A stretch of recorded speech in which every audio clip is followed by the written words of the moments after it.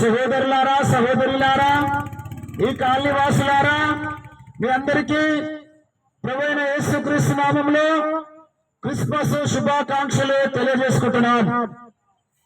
మా ప్రియమైన స్నేహితులారా, సహోదరులారా, బైబిల్ గ్రంథం ఈ విధంగా సెలవిస్తా ఉంది, ఏ భేదమును లేదు, అందరూ పాపం చేసి దేవుడిని గురించి మహిమను పొందలేకపోతున్నారని. చూడండి, మనమందరం పాపం చేసి దేవుడిని గురించి మహిమను, ఆ మోక్షాన్ని, ఆ పరలోక రాజ్యాన్ని, ఆ స్వర్గాన్ని మనము పొందలేకపోతున్నామని బైబిల్ సెలవిస్తా ఉంది. మరి మనము మోక్షంకు వెళ్ళినప్పుడు ఇంకా మోక్షం ఎందుకుంది? దేవుడు ఒక్కడు ఉండడానికేనా?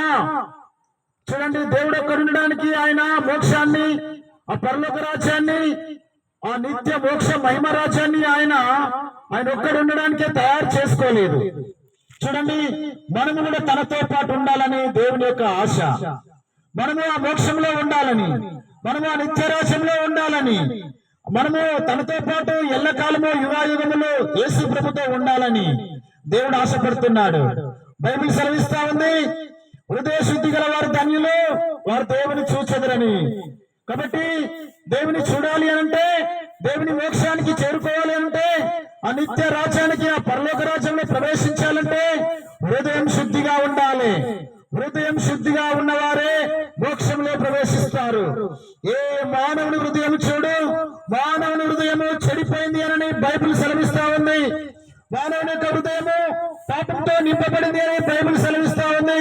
పరిశుద్ధమైన బైబిల్ గ్రంథంలో మానవుని యొక్క హృదయం గురించి ఈ విధంగా రాయబడి ఉన్నది. మనుషుల హృదయంలో నుండి దురాలోచనలు, జారత్వములు, దొంగతనములు, నరహత్యలు, వ్యభిచారములు, లోపములు, చెడుతనములు, కృత్రిమములు, కామ వికారము, మత్సరము, దేవదూషణ, అహంభావము, అవివేకము వచ్చును.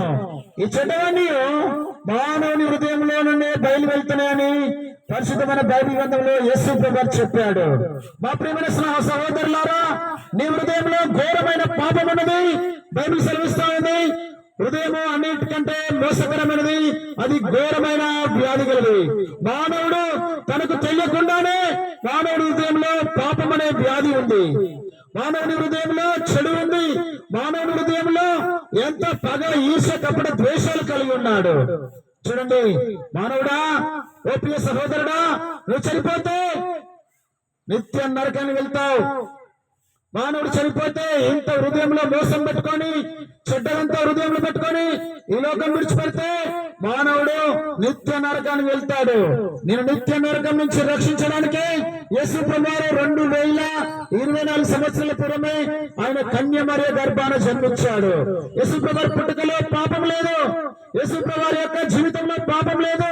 ఆయన 33 సంవత్సరాలు ఈ లోకంలో బ్రతికాడు. పాపం లేని వాడుగా సవాల్ విసిరాడు. యేసు ప్రభువు పాపానికే సవాల్ విసిరాడు. నాలో పాపం ఉండదని మీలో ఎవరు రుజువుపరుస్తారన్నాడు. కాబట్టి ఎవరు స్థాపిస్తారు నాలో పాపం ఉండదని చెప్పాడు. యేసు ప్రభువులో పాపం లేదు. ఆయన పవిత్రుడు, నిర్దోషి, నిష్కల్మషుడు. పాపంలో చేరక ప్రత్యేకంగా ఉన్న ఆ ప్రభు నీకు పరలోకం ఇవ్వడానికి, నీకు మోక్షం ఇవ్వడానికి, నిన్ను నిత్య నరకం నుంచి తప్పించడానికి యేసే ఈ లోకానికి వచ్చి నీ కొరకు సిలువనెక్కాడు, నీ కొరకు రక్తం కార్చాడు, నీ కొరకు దెబ్బలు తిన్నాడు, నీ కొరకు యేసు ప్రభు